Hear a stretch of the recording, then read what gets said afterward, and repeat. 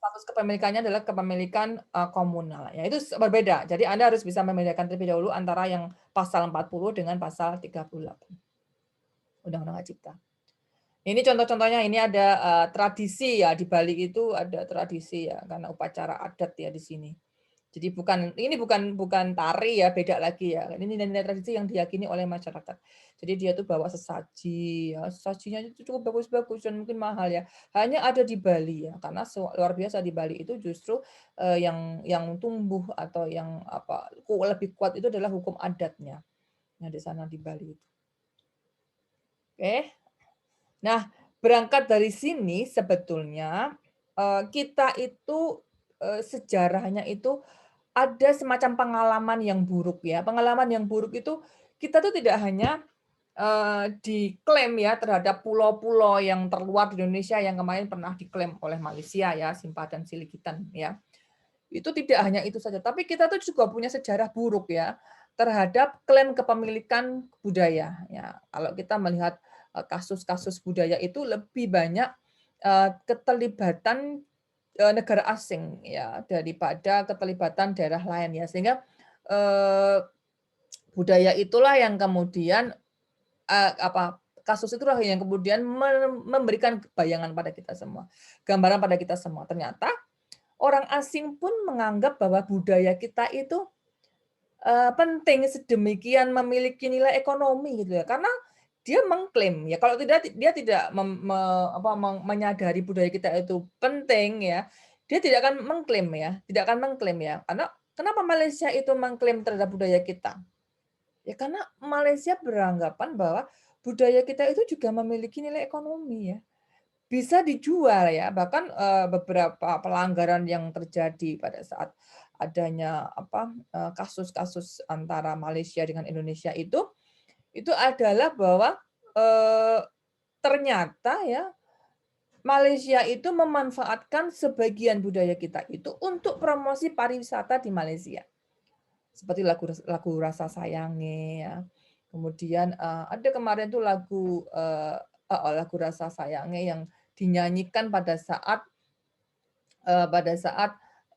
event apa namanya, event, apa itu, olimpiade ya di Malaysia gitu kan kita kemudian menjadi terkejut ya, wah itu kok apa namanya, lagu daerah di Indonesia kok dianggap ya karena kan yang menjadi tuan rumah adalah Malaysia waktu itu ya, dianggap sebagai, apa, lagu dari Malaysia, lagu daerah lagi dari Malaysia. Nah itu banyak ya, jadi kita punya pengalaman yang buruk ya. Terhadap banyaknya klaim dari kebudayaan kita yang, diaku oleh pihak asing. Ini baru yang paling, paling paling banyak diketahui adalah pihak Malaysia, tapi sebetulnya selain Malaysia itu juga banyak sekali ya, negara-negara asing yang, mengklaim ya terhadap budaya kita ya. Tapi yang paling, apa namanya, paling, menjadi berita yang heboh itu adalah, kasus itu, kasusnya batik ya, sekitar tahun berapa. Kemudian kan Indonesia kemudian, menyadari itu kan, kemudian dia melakukan, database atau inventarisasi di UNESCO ya. Jadi UNESCO menganggap bahwa batik itu milik Indonesia, meskipun juga ada batiknya Malaysia, tapi beda coraknya, beda motifnya. Sehingga kita kemudian mengklaim diri kita bahwa tanggal 2 Oktober ya, sejak 2 Oktober itu sebetulnya punya sejarah. Kenapa 2 Oktober itu jadi hari batik ya?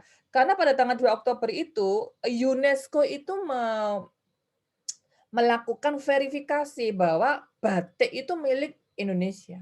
Ya, jadi 2 Oktober jadi Hari Batik itu punya sejarah ya. Karena waktu itu UNESCO sejak tanggal itu kemudian mencantumkan dalam World Heritage Center-nya itu bahwa Indonesia itu batik itu milik Indonesia. Nah, itu sehingga itu dijadikan sebagai Hari Batik Nasional. Nah, kita pada waktu Oktober kan kemudian kita pakai batik dan sebagainya. Nah, itu ada sejarah seperti itu. Nah, memang ya seolah-olah Indonesia itu jika ada semacam, apa ya, pertentangan, kasus dan sebagainya, itu kita baru kebagian, baru heboh itu pada saat ada kasus ya. Sebelum ada kasus tuh kita fine-fine saja, itu sama sebetulnya kalau kita lihat HKI apapun. Merek pun demikian, merek itu pada saat belum ada kasus itu tenang-tenang saja, bahkan tidak didaftarkan dan sebagainya, paten pun demikian. Tapi begitu ada kasus, ya luar biasa ya, itu, nilainya ya kalau Anda lihat nilainya antara patennya Samsung dengan iPhone ya, dengan iPhone itu nilainya triliunan ya. Saya tidak tahu ya, ratusan triliun ya.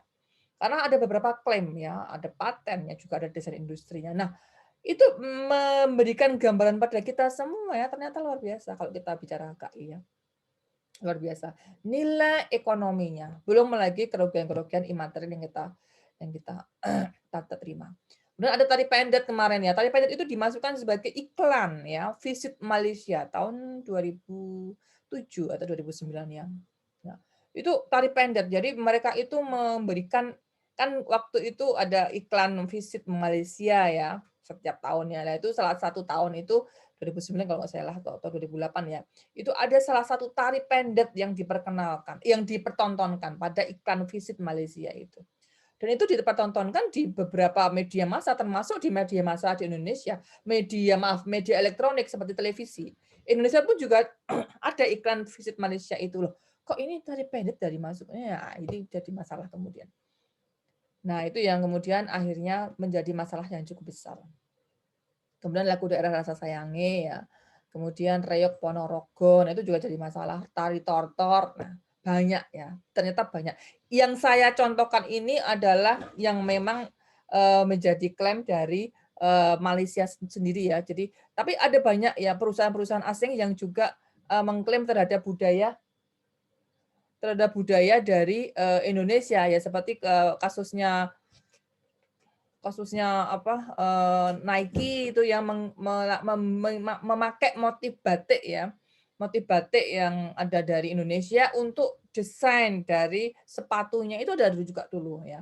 Kemudian ada perusahaan-perusahaan kosmetik internasional ya, seperti apa ya itu kemarin saya lupa, dari Jepang itu ya. Itu juga memakai ramuan tradisional dari Indonesia ya. Nah, itu yang kemudian menjadi timbul pertanyaan kita, ternyata kita tuh punya punya potensi KIK yang cukup besar, karena ternyata orang asing pun tertarik ya dengan KIK kita. Sementara kita orang Indonesia itu mungkin menganggap itu tidak penting gitu ya, menganggap itu tidak memiliki nilai dan sebagainya. Lah dari budaya sajalah, misalkan dari budaya, kita kemudian mengatakan bahwa budaya itu ya, kalau ya seandainya ya, nah ini kalau seandainya ya, istilahnya kalau misalkan budaya kita tuh hilang ya. Kemudian tiba-tiba budaya kita tuh muncul di negara lain. Nah, itu kan berarti kita sudah kecolongan. Ya. Orang asing itu kalau datang ke Indonesia itu bukan karena kemajuan kota ya di Indonesia, kemajuan apa teknologi di Indonesia itu tidak ya. Orang bule, orang orang asing, wisatawan mancanegara itu datang ke Indonesia itu hanya satu alasan yang sebetulnya apa? Budaya. Ya, dia itu tertarik ya dengan budaya di Indonesia, melihat-lihat budaya yang cukup beragam dan sebagainya itu orang orang asing tertariknya di situ. Ini kan sebetulnya bukan hanya dari aspek, tapi dari aspek pariwisata juga ada keuntungan tersendiri ya. Nah, itu ya banyak kasus yang terjadi ya, sehingga mulai dari itu pemerintah kemudian melakukan apa namanya semacam keseriusan ya untuk menangani terhadap kasus-kasus tersebut. Nah, ini dasar hukumnya. Nah, karena kita bicara undang-undang hak cipta, sehingga kita itu sebetulnya juga dalam rangka membicarakan undang-undang hak cipta. Sekalipun sebetulnya mengenai budaya itu ya, mengenai budaya itu juga kita ada pengaturannya di Indonesia, Undang-Undang Pemajuan Kebudayaan tahun 2017 ya. Jadi ada undang-undangnya, pemajuan kebudayaan yang memang nomor 5 ya tahun 2017 tentang pemajuan kebudayaan. Jadi intinya itu negara memang yang memiliki kewenangan untuk itu. Sehingga kalau kita lihat dalam undang-undangnya pun isinya hampir sama dengan ketentuan di dalam pasal ini ya. Jadi ini ya yang pasal kedua ini pasal ya, pasal 2 negara wajib menginventarisasi. Ini kewajiban ini dituangkan secara rinci dan rigid itu dalam Undang-Undang Nomor 5 Tahun 2017 tentang pemajuan kebudayaan itu. Nah, karena kita bicara HKI, maka kita kemudian memiliki dasar hukum yaitu pasal 38 ya. Undang-Undang Hak Cipta nomor 28 tahun 2014. Hak cipta atas EBT dipegang oleh negara. Ya, oleh negara. Jadi tidak ada alasan ya bahwa hak cipta yang tidak diketahui ya budaya yang tidak diketahui, tidak punya nama, no name dan sebagainya itu tidak ada pemiliknya. Tetap ada pemiliknya, yaitu negara. Negara mengambil alih ya terhadap kepemilikan EBT tersebut. Karena apa? Bisa dimungkinkan bahwa suatu budaya itu karena sudah cukup lama, cukup usianya cukup cukup tua ya selama berabad-abad misalkan yang ada di Indonesia ini ya, sudah tidak lagi diketahui siapa sebetulnya pemiliknya. Siapa yang pencipta pertamanya sudah tidak diketahui lagi ya karena sudah apa ya, sudah cukup lama ya. Sehingga dalam hal ini adalah negara yang kemudian mengambil alih. Kemudian negara wajib menginventarisasi. Dan ini ada kewajiban negara. Selain dia itu apa namanya, melakukan apa kewajiban-kewajiban sebagai apa sebagai pihak yang apa ya, memegang ya karena dipegang oleh negara ya sehingga si negara itu juga ada kewajiban-kewajibannya ya. Jadi intinya negara itu memiliki kewajiban ya untuk melakukan apa namanya inventarisasi. Nah, ini kewajibannya. Kewajibannya inventarisasi itu apa? Sebetulnya ini sudah dilakukan oleh negara, oleh negara ya. Dalam hal ini adalah Dinas Kebudayaan atau Menteri Kebudayaan di Indonesia. Dia harus melakukan semacam inventarisasi ya, dokumen ya. Eh, inventarisasi dokumen ya.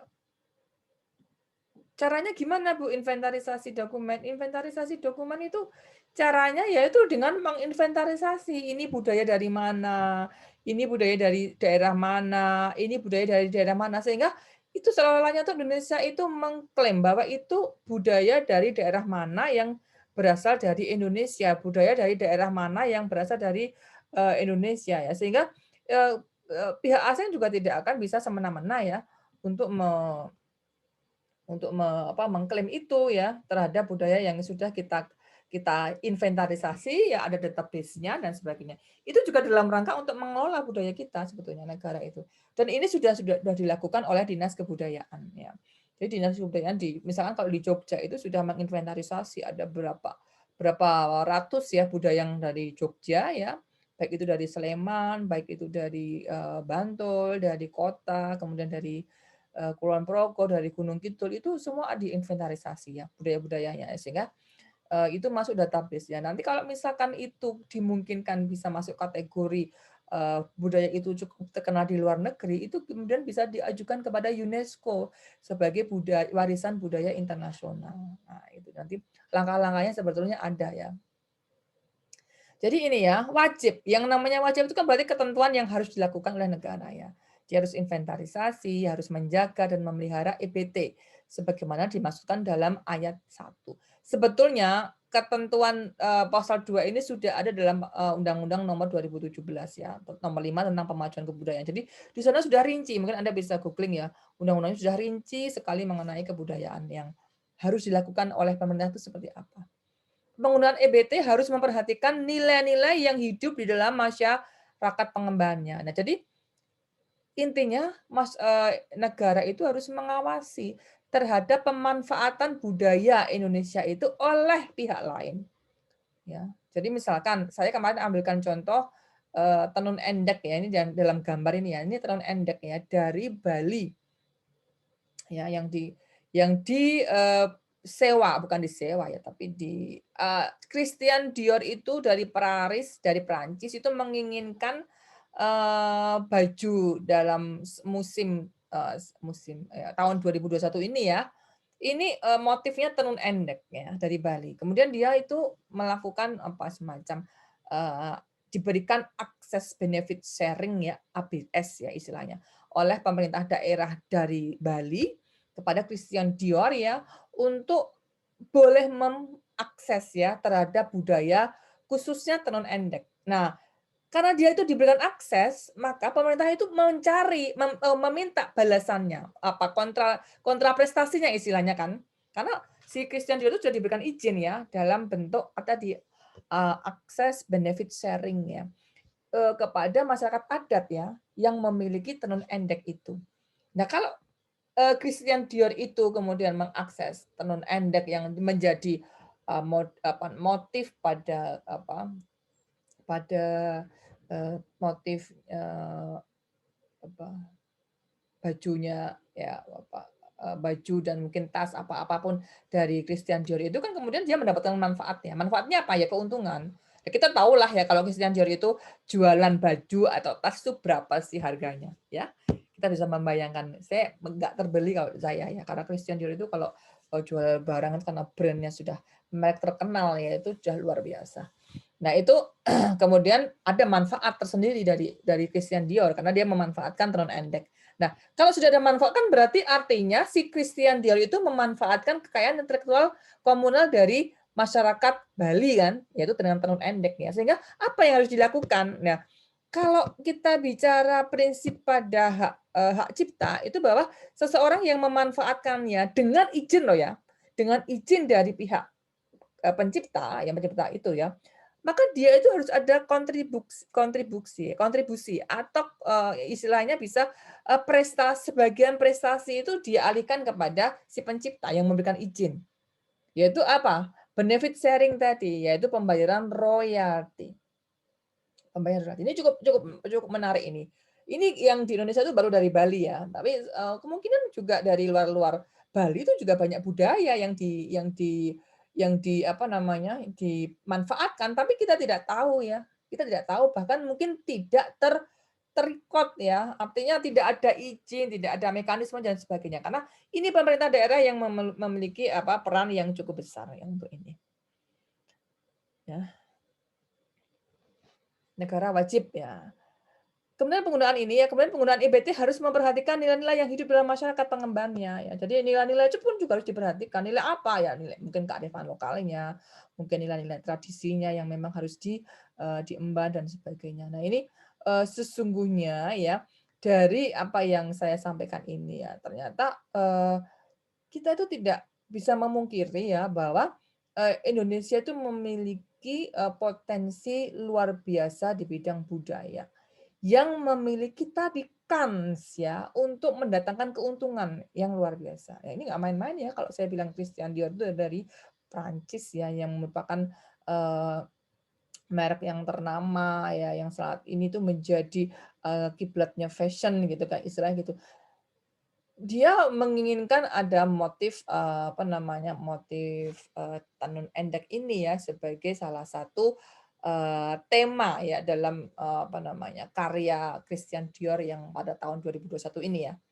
Nah, ini sesungguhnya hal yang menarik. Nah, kemudian ini ya, kebudayaan merupakan hasil karya cipta yang berasal dari hasil olah pikiran. Kenapa kebudayaan itu masuk dalam hak cipta? Ya sebetulnya kalau kita merunut ya, bahwa apapun itu kebudayaan, tradisi itu kan sebetulnya ciptaan, penciptaannya itu adalah masyarakat.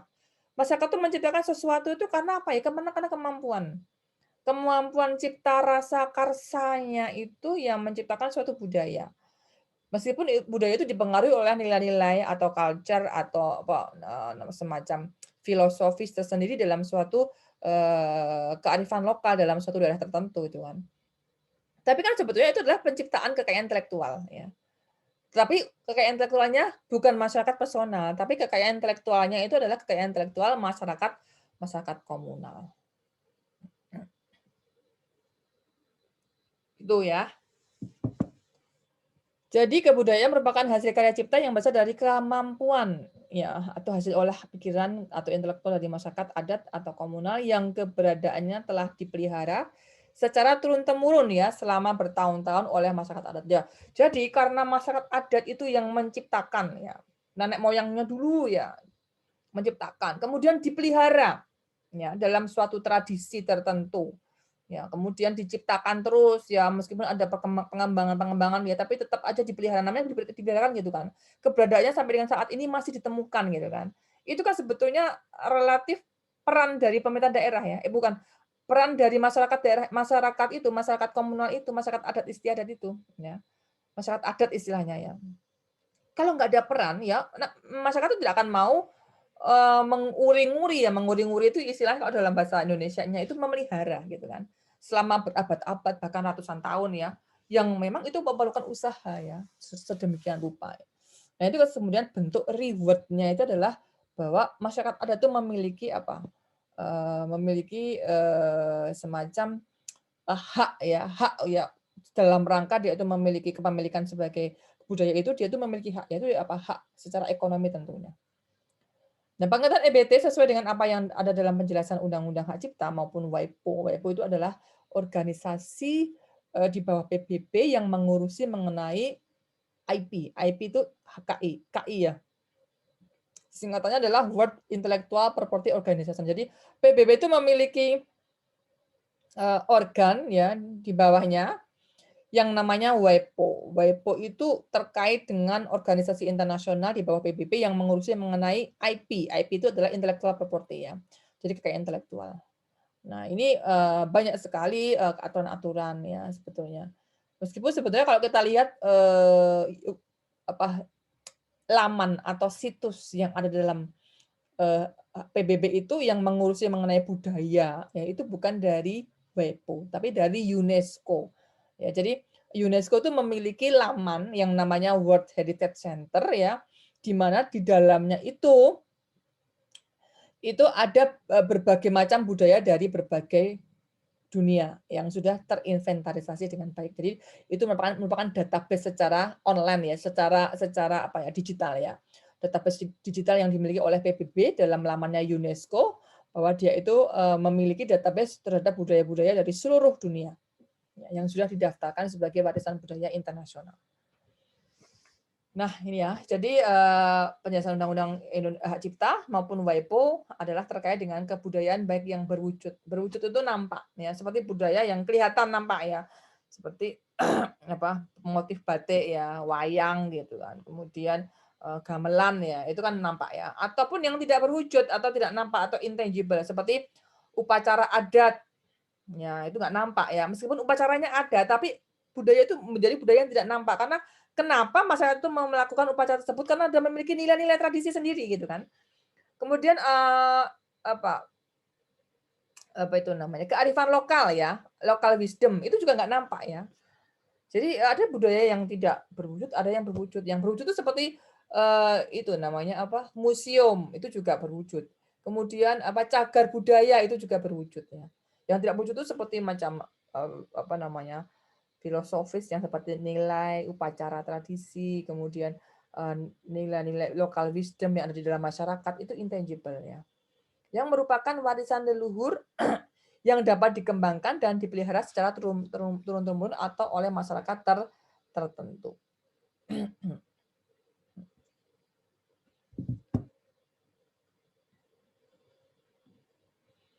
Pengaturan menjadi penting dan diperlukan agar EBT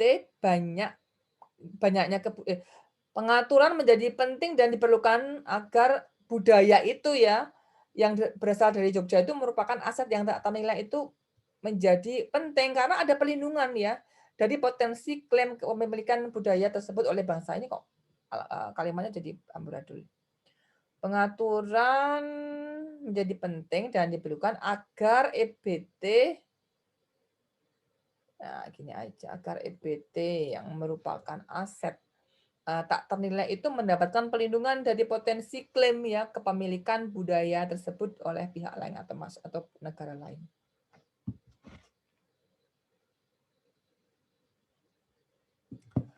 Kemudian sejauh ini pelindungan hukum yang dilakukan oleh pemerintah daerah itu bersifat represif ya. Represif itu maaf, ini preventif bukan represif. Karena ini adalah sebagai upaya pencegahan. Ya, upaya pencegahan ya. Jadi bukan pada saat ada kasus tidak ya, tapi justru inventarisasi, dokumentasi, database suatu daerah itu terhadap budayanya itu sifatnya preventif. Karena apa? Negara sudah mengklaim ya dirinya memiliki sejumlah kebudayaan ini yang ada dalam database ya, sehingga potensi klaim itu tidak mungkin akan menjadi potensi klaim dari negara lain di kemudian hari ya. Jadi itu yang namanya upaya pencegahan ya preventif ya. Negara terhadap budayanya itu yaitu dalam apa ya dalam wujud melakukan inventarisasi tadi ya dokumentasi dan inventarisasi meski belum secara komprehensif. Jadi tidak lengkap sih ya. Jadi budayanya itu bertahap. Karena kan kita banyak sekali budayanya ya. Kita bisa berapa sih? Bahasa kita tuh berapa? Suku kita tuh berapa? Ya, sehingga dari situ kita bisa tergambar budaya kita tuh ternyata luar biasa. Tapi yang baru terdokumentasi oleh negara atau yang ada di UNESCO itu hanya berapa puluh gitu kan. Sementara yang ada di apa di dalam kenyataannya itu cukup besar, cukup banyak budaya di Indonesia itu. Nah, ini ya, tugas dan fungsi lembaga yang terkait dengan HKIBT ini pasti bersifat represif ya. Sudah mulai dilakukan oleh lembaga-lembaga, salah lagi ini preventif. Sudah mulai dilakukan oleh lembaga-lembaga ya yang ada di bawah Kementerian Pendidikan dan Kebudayaan ya. Ya, yaitu dia melakukan database dan sebagainya. Ya, terkait dengan ini ya. Ya, kalau di Indonesia itu memang ada dinas kebudayaan, mungkin juga ada dinas pariwisata. Ya, yang memang tugasnya untuk melakukan apa? Semacam itu apa? Koordinasi ya terkait dengan minimnya ya kebudayaan kita yang belum terdokumentasi dengan baik ya. Sehingga potensi untuk dimungkinkan untuk apa namanya budaya itu bisa diklaim oleh pihak lain itu banyak sekali. Pentingnya aturan hukum di bidang perlindungan, pengelolaan, dan pemanfaatan EBT di Indonesia ini yang merupakan upaya preventif ya untuk mencegah kepemilikan klaim maupun penggunaan tanpa hak misappropriation ya IBT di Indonesia oleh pihak negara asing. Sekalipun pengaturan itu dalam Undang-Undang Cipta sulit diterapkan. Saya bilang ini Anda bisa garis bawahi, ini sulit diterapkan. Kenapa? Karena sejatinya kalau kita bicara EBT itu lebih pas nggak ada dalam Undang-Undang Hak Cipta ya, karena nanti pencatatannya bagaimana ya, pengakuan-pengakuan atau perlindungan hukum yang diberikan oleh negara itu kan sebetulnya teknisnya tidak sama dengan pengakuan perlindungan hukum pada saat kita bicara hak cipta secara personal atau individu. Nggak sama ya, kalau di sana jelas ya, pengakuannya ada pada seseorang atau kelompok orang tertentu ya. Atau mungkin sertifikat pencatatannya sudah jelas namanya siapa ya. Tapi kalau kita kemudian bicara apa budaya itu berasal dari suatu masyarakat tertentu itu susah untuk dilakukan implementasi terhadap perlindungan hukum tadi ya. Ya sesungguhnya itu hal yang berbeda ya. Bahkan dalam kenyataannya tuh ya, sebelum diundangkan Undang-Undang Hak Cipta yang terbaru ini ya, tahun 2014 ini ya, sebetulnya pemerintah itu sudah memiliki rancangan undang-undang mengenai EBT ini, yaitu PT EBT, rancangan undang-undang PT EBT yang dulu itu sudah diajukan kepada Dewan. Tapi hingga saat ini undang-undang itu tidak kunjung disahkan, RUU itu tidak kunjung disahkan ya. Malah EBT itu masuk dalam bidang hak cipta. Sesungguhnya RUU PT EBT itu diinisiasi oleh Kementerian Luar Negeri. Ya, jadi Kementerian Luar Negeri itu banyak mendapatkan klaim ya waktu itu ya. Karena adanya potensi terhadap budaya kita yang kemudian dimiliki oleh negara asing ya. Sehingga Kemenlu itu kan kemudian punya tugas yang sangat berat untuk melindungi budaya kita. Nah, ini diperlukan adanya apa? Aturan, mekanisme seperti apa dalam rancangan Undang-Undang PT EBT. Ternyata ya RUU PT EBT itu tidak jadi disahkan dan kemudian EBT-nya itu kemudian dimasukkan dalam Undang-Undang Hak Cipta sampai dengan hari ini ya. Sehingga menurut saya dasar pemikiran saya, konsep pelindungan EBT yang tidak sama dengan pelindungan hak cipta pada umumnya seperti hak cipta personal itu yang kemudian menyebabkan ya EBT itu sangat sulit untuk diterapkan ya di dalam undang-undang hak cipta tersebut. Nah, karena konsepnya sudah berbeda ya, berbeda ya karena pendaftarannya, pencatatannya dan perlindungan hukumnya seperti apa ya. Oleh karena itu di EBT itu jelas ya negara yang akan memberikan perlindungan hukum ya. Nah, itu kan juga akan sedikit banyak menimbulkan kesulitan ya. Negara pun juga tidak terlalu banyak fokus ya. Karena selama ini banyak sekali yang diurusi budaya di Indonesia itu ya. Bagaimana jika nanti terdapat budaya yang kemudian ada pelanggaran dari pihak asing itu juga kemudian perlu mekanisme yang mendasar sebetulnya bagaimana sebetulnya. Kalau saya lebih mengarah kepada websitenya atau database digitalnya si UNESCO itu ya yang di sana justru negara-negara itu lebih banyak ya berkontribusi untuk menginventarisasi database itu dalam UNESCO itu, di dalam lamannya UNESCO. Itu ya terkait dengan EBT ya di Indonesia. Tadi sudah ya. Oke, kemudian ini. Nah, sebetulnya di dalam Peraturan Menteri Hukum dan HAM itu juga sudah diatur ya, nomor 13 tahun 2017 tentang apa ya, KIK, tentang kekayaan intelektual komunal Indonesia gitu kan. Jadi ini KIK itu terkait dengan EBT ya, kemudian adalah sumber daya genetik SDG ya, kemudian PT pengetahuan tradisional, know-how gitu kan, dan juga potensi IG, indikasi geografisnya yang tadi saya bilang masuk di Undang-Undang Merek ya. Ini yang apa namanya, bisa menjadi gambaran kita bersama ya, bahwa ini bentuk KIK kita. Nah, salah satu dari KIK kita itu yang ada di yang warna orange ini ya, itu adalah masuk pada bidang jenis hak cipta, yaitu disebut sebagai ekspresi budaya tradisional. Nah, ini kan bentuknya verbal, tekstual, musik, gerak, teater, seni rupa, upacara adat, arsitek, ya, lanskap, ya, dan atau bentuk ekspresi lainnya sesuai dengan perkembangan.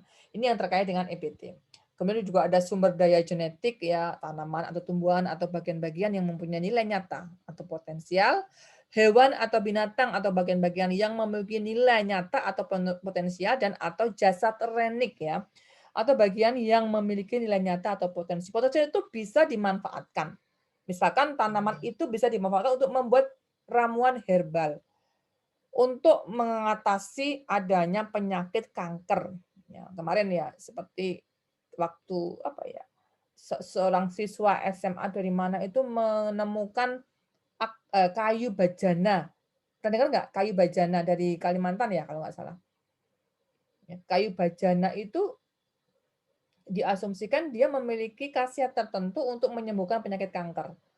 Itu sumber daya genetik ya, karena kayu bajana itu berasal dari Indonesia. Ya, karena ini kan tanaman atau tumbuhan ya, yang bagian-bagiannya memiliki nilai nyata atau potensial untuk apa? Menyembuhkan penyakit kanker.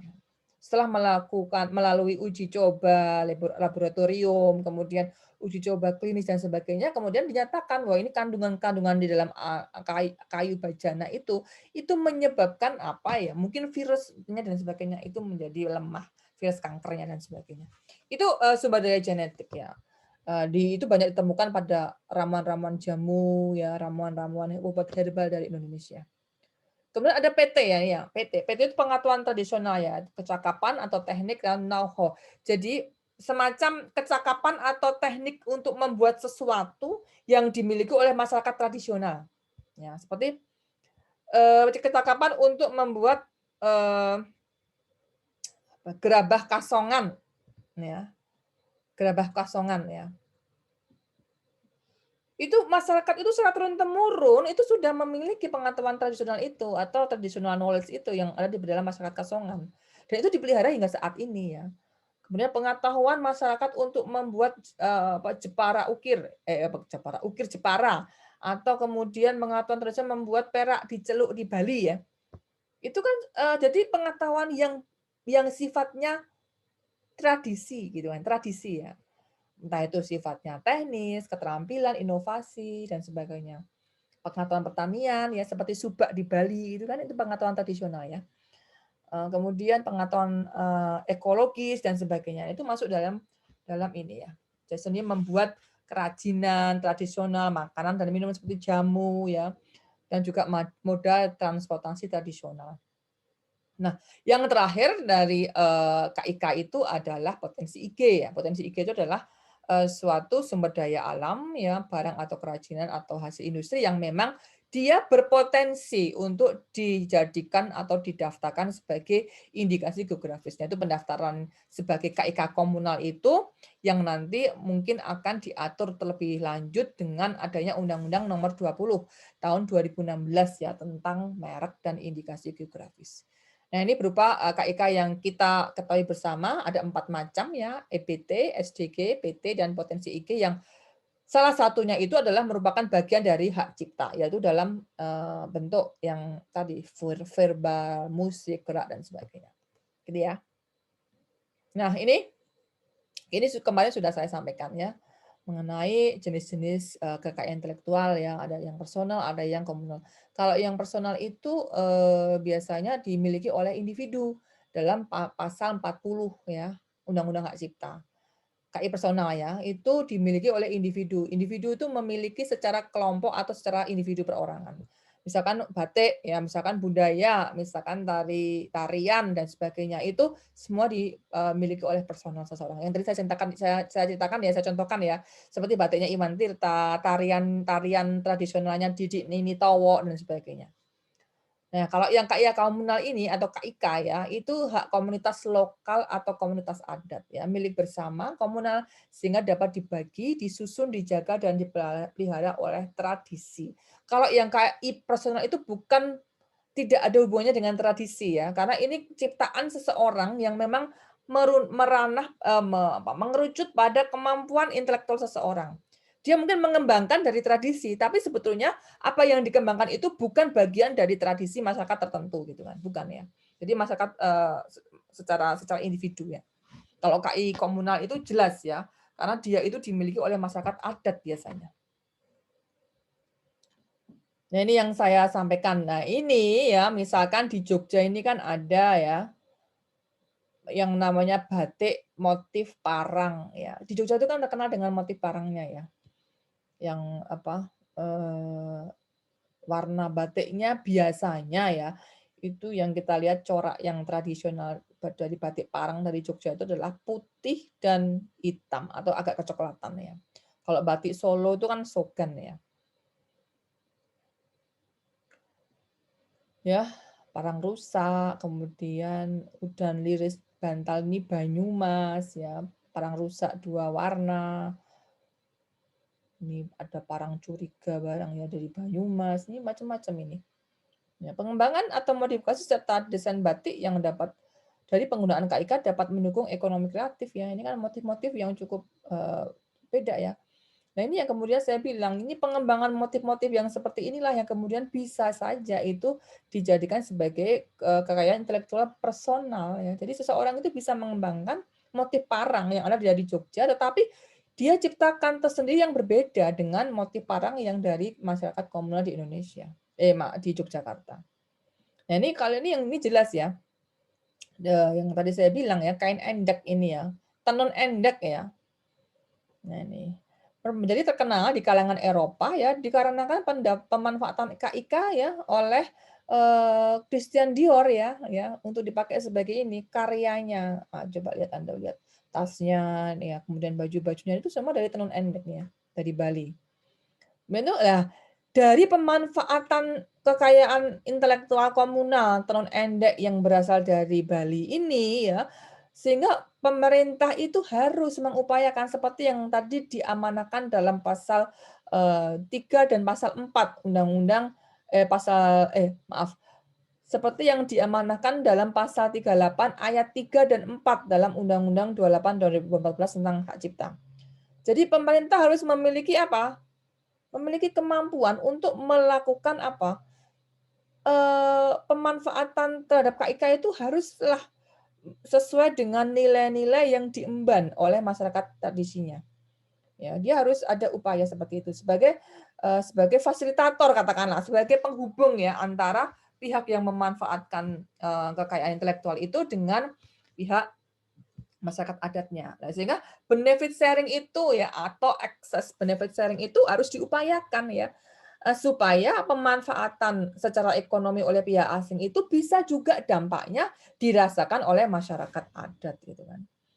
Ya, jadi didapatkan oleh masyarakat pengrajin dengan adanya order ya oleh Christian Dior untuk produk busana tahun 2021 ini ada pembukaan seperti akses benefit sharing itu. Nah, ini ada kasus-kasus ya dari KI komunal ya, berbagai contoh kasus ini ya. Hasil karya seni ya.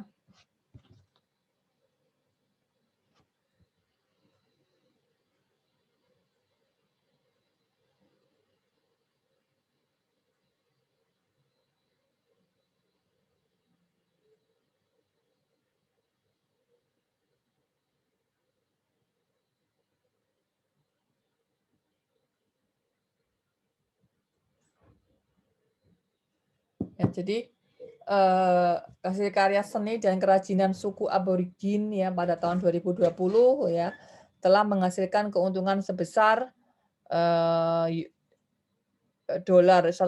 juta Australia di mana sebanyak 30 juta dolar Australia diantaranya dikembalikan oleh penduduk asli ya. Nah, ini publikasi dari WIPO ya. Kemudian tahun 2000 ya, keuntungan yang diperoleh dari produksi obat herbal telah mencapai lebih dari 50 US dollar ya. Contoh salah satu negara yang sukses mengembangkan pengobatan tradisional dan produksi obat herbalnya adalah Cina. Tradisional China Medicine ya. Di Hong Kong didirikan rumah sakit ya Tunghua ya tahun 1870 dengan menggunakan pengobatan Cina itu. Dan tahun 2000 ya Sekretariat Convention on Biological Diversity ya CBD melaporkan bahwa perdagangan global obat-obatan yang berasal dari tanaman ya dan informasi melalui mengenai tanaman tersebut diperoleh melalui pengetahuan tradisional mencapai nilai 60 miliar US dollar ya. Ini dari dokumen WIPO juga. Ini contoh-contoh bahwa banyak sekali ya kita melihat nilai ya, nilai ekonomi yang terkandung di dalam suatu kebudayaan ya, entah itu kebudayaan karya seni, entah itu kebudayaan dari traditional knowledge ya, dari bidang herbal, obat herbal, atau juga dari bidang SDG atau sumber daya genetik ya. Ini juga ada contoh-contoh kasus ya yang ada di dalam berbagai berbagai kasus ya EBT ya EPT dan SDG mempunyai nilai potensi ekonomi yang besar khususnya yang berkaitan dengan pengembangan SDG dan bioprospecting dari SDG ya namun di Indonesia belum mendapatkan manfaat optimal ya kenapa? Karena tidak ada pengaturan access benefit sharing itu belum ada pengaturan access benefit sharing itu ya. Pemerintahnya masih tidak terlalu fokus ya, karena dia mengurusi banyak hal ya, sehingga untuk itu harusnya memang dituju suatu lembaga tertentu ya. Selama ini kan hanya diserahkan pada pemerintah daerah masing-masing. Sekolah Tinggi Kesehatan Halmahera ya ini mengumumkan kaset buah galoba ya, galoba sebagai penawar HIV/AIDS ya. Ini juga ada didaftarkan paten ya, ini terkait juga dengan sumber daya genetik ya. Nah ini ya, ini contoh-contohnya. Oke, itu kira-kira yang saya sampaikan ya. Jadi kita memelihara budaya Indonesia itu sebagai jati diri kita, jati diri bangsa Indonesia. Jangan sampai jati diri kita itu diambil oleh orang asing, diambil oleh pihak asing yang kemungkinan besar dia itu tertarik akan nilai ekonomi atau manfaat ekonominya. Nah, sehingga kita mulai dari sekarang memang harus melakukan semacam proteksi ya, tentunya dari pemerintah ya, pemerintah ya, untuk melakukan proteksi dari berbagai macam kesempatan-kesempatan yang bisa mengganggu ya ketidakseimbangan ya kekayaan intelektual di Indonesia itu. Baik, itu yang mungkin bisa saya sampaikan karena saya sekarang sudah cukup banyak apa yang saya sampaikan. Mungkin yang ke depannya, mungkin minggu depan akan saya lebih jelaskan mengenai bagaimana proses pencatatan hak cipta. Kita akan berlatih bersama-sama, kita akan lebih banyak praktek ya untuk bagaimana itu kita bisa melakukan pencatatan. Karena pencatatan itu bisa dilakukan secara online ya dan juga bisa dengan berbagai macam cara yang cukup mudah ya.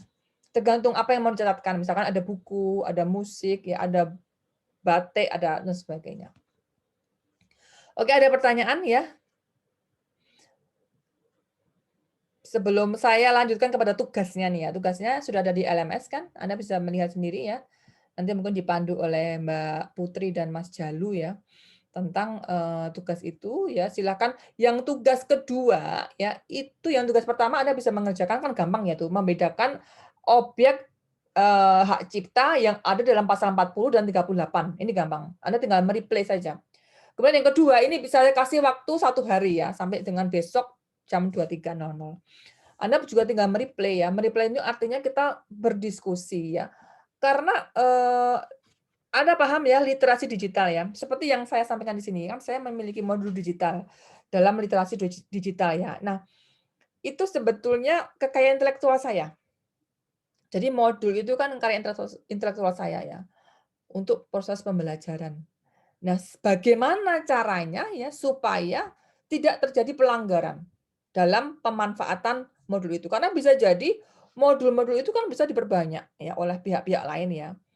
Atau mungkin saya kemudian melakukan open access ya kepada siapapun ya. Ini karena banyak mahasiswa yang ada di sini ya, kemudian disebarluaskan dalam bentuk PDF dan sebagainya. Nah, itu kan sebetulnya termasuk juga pelanggaran ya, era digital pada saat ini. Nah, Anda harus membaca undang-undangnya dulu ya, supaya tidak dikategorikan melanggar ketentuan dalam Undang-Undang Hak Cipta itu seperti apa perilaku-perilaku kita yang bisa kita implementasikan dalam hal pemanfaatan literasi digital itu. Nah, itu hal yang menarik. Saya ingin melihat mindset Anda ya, mindset Anda terhadap pemanfaatan literasi digital dewasa ini yang cukup banyak ya, tapi tidak melanggar ketentuan Undang-Undang Hak Cipta kan gitu kan. Bisa jadi saya itu tidak tahu ya, saya tidak mengetahui bahwa modul saya dipakai oleh di berbagai apa namanya perguruan tinggi karena saya juga punya modul di SPADA ya. SPADA itu kan apa namanya bisa diakses oleh berbagai perguruan tinggi, oleh dosen, oleh mahasiswa dari berbagai perguruan tinggi yang lainnya gitu kan.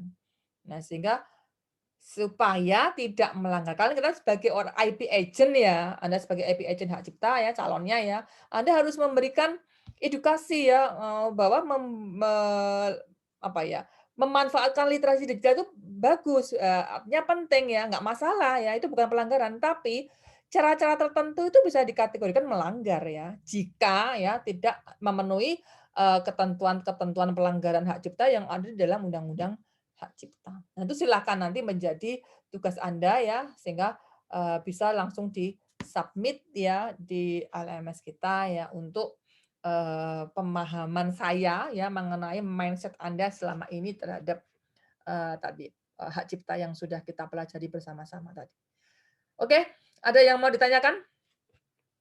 Sebelum diakhiri ya, karena materinya sudah selesai, tinggal nanti mekanisme, bagaimana, cara pendaftarannya dan sebagainya nanti kita akan, lakukan di hari Jumat ya, maaf kok Jumat, hari Sabtu mendatang ya, hari Sabtu mendatang. Oke? Ya Bu, ada satu pertanyaan Bu dari saya, Silakan Mas Win. minta Ya. tanggapannya. Begini Bu, setelah negara ini Indonesia sudah mendaftarkan intangible assets ya ke UNESCO, Ya. kekuatan dari kekuatan hukum dari jejak rekam intangible asset ini di UNESCO itu seperti apa Bu? Apabila negara lain, katakanlah Indonesia sudah mendaftarkan 38 yang seperti Ibu paparkan di perkuliahan kemarin, Malaysia, apa dampaknya terhadap Malaysia yang sudah mengklaim beberapa aset kita apabila kita sudah daftarkan? Oke. Dampak hukumnya ke Malaysia apa Bu setelah kita daftarkan? Apakah ada teguran dari UNESCO atau bagaimana aksesnya dari UNESCO untuk mengatasi pelanggaran ini Bu? Oke. Terima kasih. Ya, sama-sama. Oke, Mas Vin ya. Ini menarik juga ya bicara mengenai dampak hukum ya. Baik, begini ya, mungkin saya akan share dulu. Ini karena saya dari tadi itu berusaha untuk masuk lamannya UNESCO ya, tapi kok itu ya nggak bisa ini kan, nggak bisa kebuka secara sempurna dari tadi soalnya. Sudah kelihatan ya lamannya nih ya, namanya UNESCO. Ini kan sebetulnya ini database ya dari UNESCO ya, ini ya United Nations Educational, Scientific, and Cultural Organisasi ya, yang khusus mengurusi mengenai ini kebudayaan. Kebudayaan itu bukan kebudayaan secara, fisik seperti EBT saja ya, tidak ya, tapi di sini juga ada sumber daya genetiknya juga. Anda mungkin bisa membaca ya dalam googling ya, berapa, kebudayaan kita yang sudah diinventarisasi di UNESCO.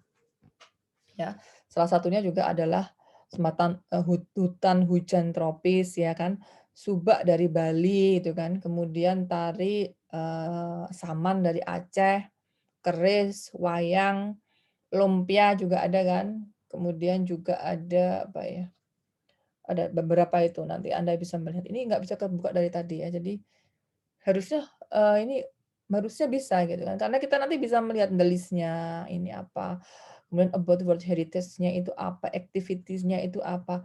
Jadi nanti setiap negara itu memiliki semacam, database di sini gitu kan.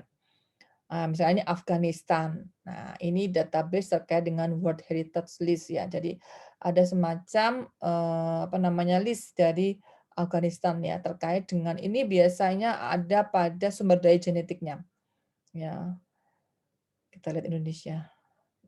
Indonesia masih sedikit kayaknya. Ini bukan budayanya ya, tapi yang saya buka ini, saya berhasil buka ini bukan budayanya. I oh,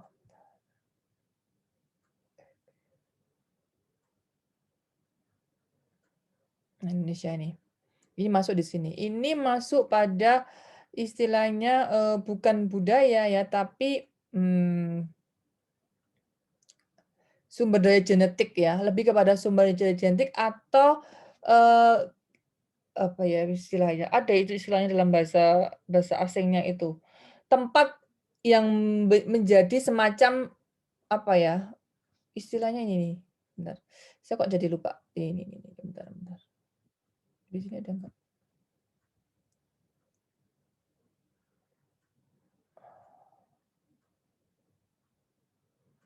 Jadi wilayah ya, wilayah yang dilindungi sebagai wilayah kawasan budaya, istilahnya gitu. Tapi dalam bahasa Inggrisnya itu ada.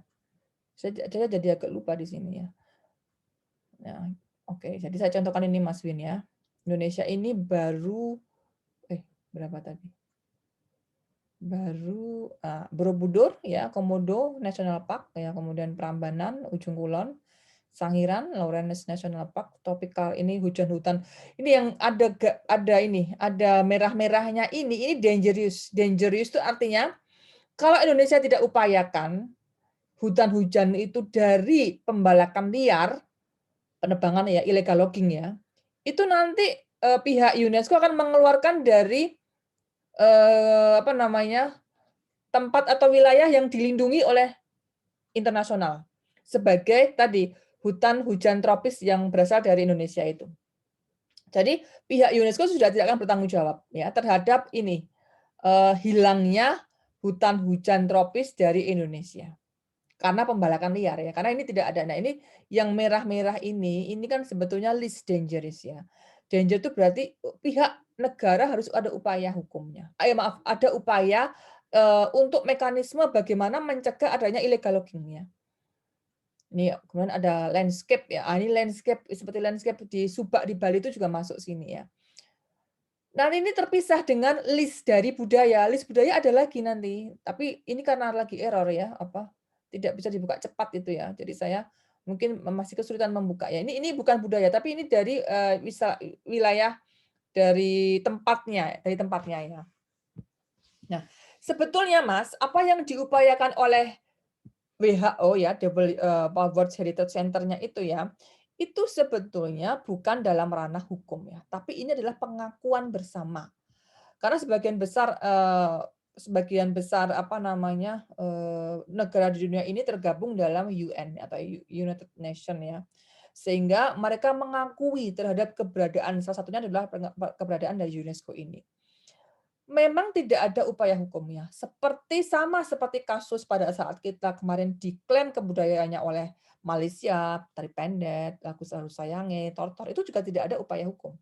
Tapi ada upaya semacam diplomatik ya, internasional. Jadi sebagai mediatornya itu ada ya dari PBB ya, yang kemudian melakukan, mediasi antara Malaysia dengan Indonesia. Akhirnya kemudian terjadi mediasi seperti itu dan kemudian muncul kesepakatan, salah satunya adalah batik menjadi milik Indonesia. Ya karena sudah kemudian diklaim atau diinventarisasi ya, batik itu sebagai salah satu kebudayaan dari Indonesia. Batik itu yang tidak nampak kebudayaannya ya, seperti intangible asset ya. Ya, jadi, kebudayaan yang tidak nampak, aset yang apa, kebudayaan yang tidak berwujud fisik gitu ya, itu batik ya. Nah, itu upaya preventif, Mas. Jadi tidak ada memang, aspek, perlindungan hukumnya secara represif itu tidak ada ya, tapi sebagai upaya preventif ya, paling tidak ya dengan inventarisasi dari PBB ya melalui World Heritage Center-nya itu, ada pengakuan secara internasional ya, karena ini kan gabungan dari negara-negara ya. Ada pengakuan secara internasional bahwa katakanlah Subak itu dari Bali ya, di Indonesia. Kemudian, Prambanan ya itu, masuk dalam wilayah, adat, teritori wilayah adat ya dari Indonesia. Kemudian Borobudur dari Indonesia dan sebagainya. Nah, ini ada upaya seperti itu, Mas. Dari Indonesia mana tadi? Nah, sehingga dengan pengakuan bersama negara-negara asing, negara-negara internasional yang tergabung dalam UN itu kemudian menyebabkan kecilnya potensi untuk klaim ya dari negara-negara tadi. Karena kan sudah ada dalam list-nya itu seperti ini ya. Kalau nanti kemudian tiba-tiba nanti, misalkan ini kan katakanlah budaya ya yang ada di sini, misalkan ada tari pendek, kemudian tiba-tiba Malaysia, tari pendek dari Malaysia, itu nanti akan terbukti ya di sini lah. Kita tuh sudah tahun sekian, itu sudah misalkan saya buka nih ya, klik ya, Cultural Landscape of Bali. Nah ini sudah ada ininya, sudah ada tahunnya, kapan itu, diberikan pelindungannya oleh, perlindungan preventif ya, oleh UNESCO. Tahun berapa nih? Sebentar. Ini kemarin pengajuannya anu kok, ini, tahun ada di sini semua.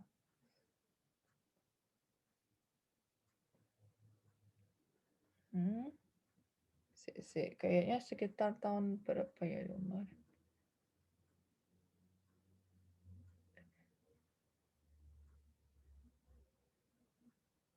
Tahun berapa ya? 2010 kalau nggak salah ya. Coba dibuka di googling kalau nggak salah ya. Saya itu 2010 tuh sudah diberikan seperti ini ya, oleh apa, oleh, masyarakat ya, oleh UNESCO ya, bahwa itu pengakuan ya. Nah ini, 2010 betul ya.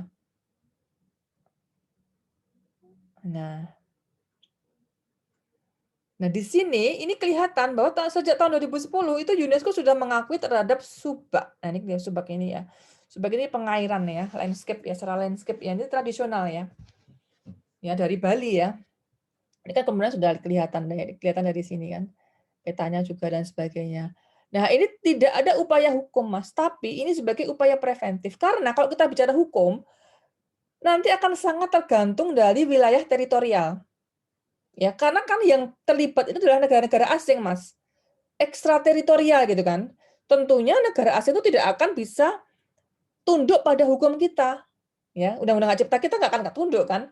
Tapi dengan apa namanya, dengan implementasi dari UNESCO ini yang kemudian merepresentasikan bahwa, Sumba ini dari Bali sejak tahun 2010 sudah diakui di Warisan Budaya Internasionalnya, World Heritage Center-nya UNESCO ya. Ini pihak asing tidak akan bisa mengklaim. Ya paling tidak akan menutup kemungkinan ya, potensinya kecil ya, karena ada, perlindungan preventif tadi, Mas. Nah, itu yang kemudian saya sampaikan di awal tadi ya, bahwa perlakuan perlindungan hukum antara hak cipta personal dengan hak cipta komunal itu tidak sama, ya. Kalau, hak cipta personal jelas seseorang tuh bisa dikenai hukuman atau sanksi baik itu perdata maupun pidana. Tapi kalau ini kan tidak, karena ini nanti akan sangat berhubungan dengan negara asing. Dan itu sulit untuk penerapan yang seperti itu. Gitu ya Mas Win ya. Jadi istilahnya pelindungan hukum yang diberikan dalam rangka mendatabase-kan, kebudayaan kita ke UNESCO itu adalah perlindungan hukum preventif. Kan kita mengenal ada 2 macam perlindungan hukum ya. Yang satu preventif, yang satu represif. Nah, yang preventif ini yang sebetulnya perlu diupayakan lebih awal ya, supaya jangan sampai terjadi masalah. Begitu ya, Mas Win.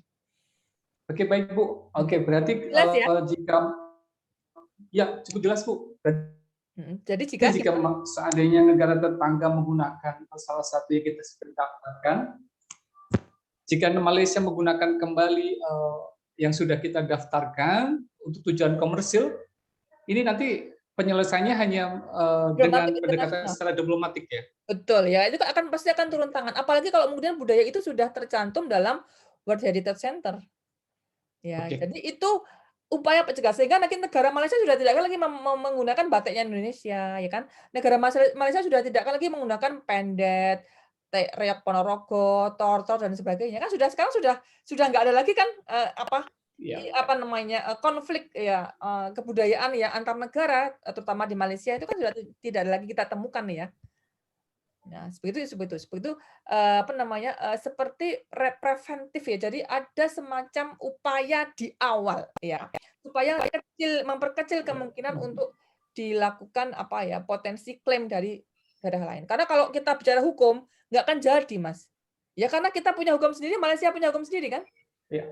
Dan di wilayah teritorial itu. Baik, gitu Mas. Ya, terima kasih Bu, cukup jelas. Terima kasih banyak. Yuk, sama-sama. Silakan Mbak Sisilia.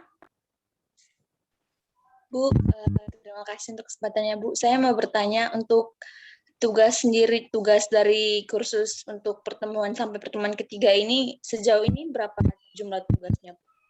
Ada dua yang ada di sini ya di pertemuan ketiga ini.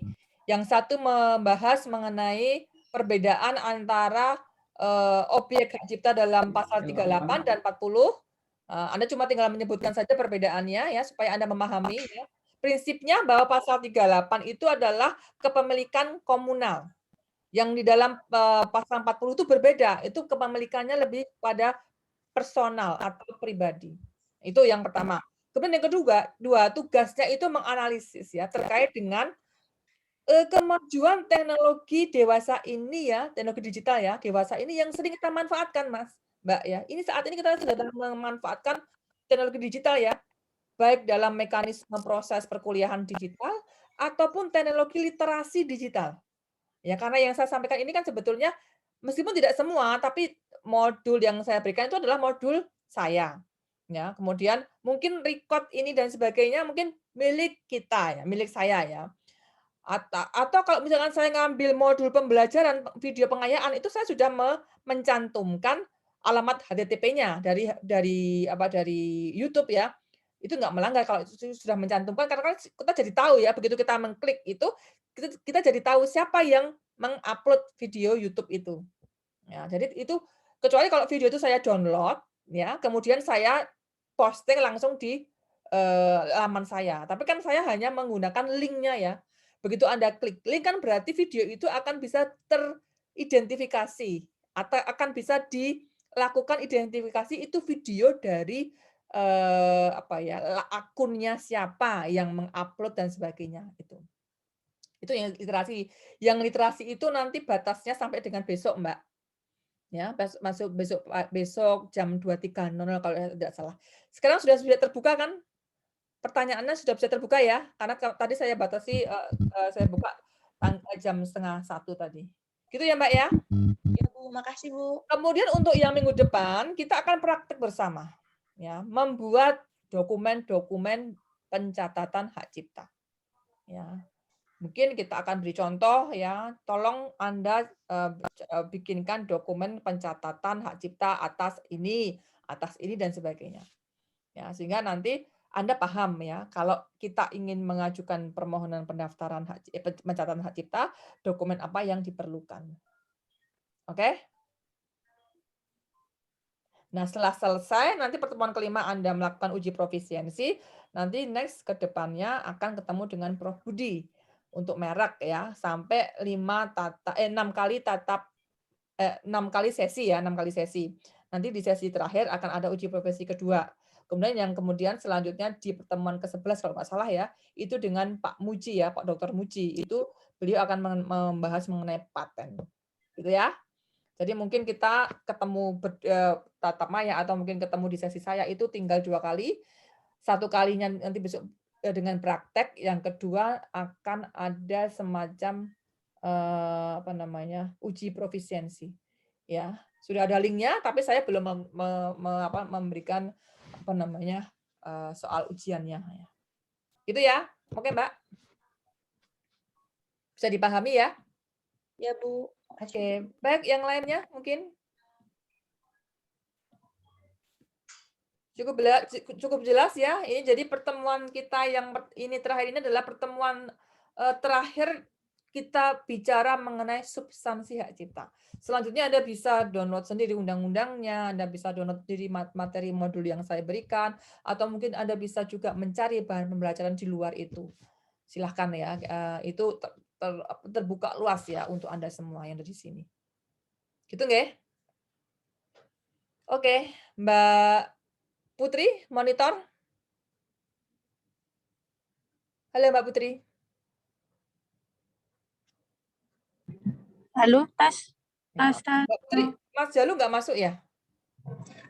Pas Jalu lagi sama Pak Muji, Bu. Oke. Kalau gitu kita sesi foto terakhir ini ya, sebelum nanti besok kita laporkan ya. Mari kita, Mbak Putri bisa mengambil Saya screenshot, Bu. screenshot. Iya. Silakan on kamera semua. Saya melihat ya, ini sekalipun pendaftarnya 80 ya, tetapi yang masuk dari kemarin tidak full ya Mbak Putri ya. Iya, Bu, enggak full. Mungkin kita akan itu ya, mungkin akan kita diskusikan ya kepada tim dari pihak KMMI Dikti ya. Nanti yang di luar itu yang tidak presensi, kemudian yang tidak mengikuti ini, apakah bisa dikatakan dia memiliki kompetensi kelulusan itu? Kalau saya rasa tidak ya, karena kan ini nanti juga pasti akan mendasarkan pada keaktifan Anda gitu ya untuk mengikuti kursus. Dan itu nanti juga akan ada itu ya, semacam penggantian pulsa kalau nggak salah ya Mbak ya. Kemudian juga nanti ada sertifikat, 2 sertifikat ya, Certificate of Kompetensi dan Certificate of Complete ya tadi ya. Baik, kita mulai yang pertama Mbak, yang yang slide pertama, dihitung mundur. 3, 2, 1. ya.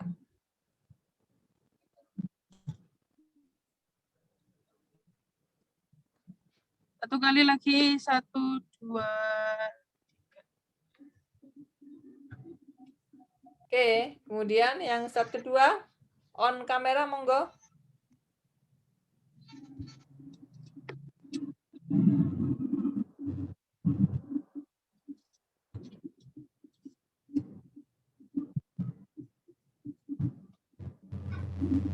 Sampun.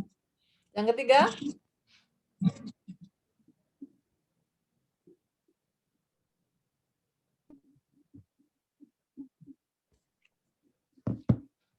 Oke. Ada yang enggak nyala. Oh ya, nggak apa-apa. Baik, itu saja Mbak Putri, terima kasih ya, dan juga terima kasih teman-teman semua, rekan-rekan semua. Semoga apa yang saya berikan selama 3 kali ini dapat bermanfaat, dapat menambah pengetahuan, dan juga kedepannya Anda bisa menjadi IP agent ya, yang nantinya bisa melangkah pada konsultan hak kekayaan intelektual. Ya, Amin. baik di bidang yang ini kan bagi khususnya 3 bidang ya. Kalau besok kalau konsultan HKI pasti banyak bidang ya, nggak cuma dari 3 bidang itu saja. Oke, baik, terima kasih. Semangat, salam sehat ya, dan tetap jaga protokol kesehatan ya. Oke, terima kasih. Selamat siang, selamat sore, dan selamat beraktivitas kembali. Selamat. Terima kasih, Bu. Terima kasih, Bu. Ya, sama-sama. Terima kasih. Sama-sama. Terima kasih, Bu. Sama-sama. Selamat hari Minggu. Oke, Mas. Nggih. Saya nggih.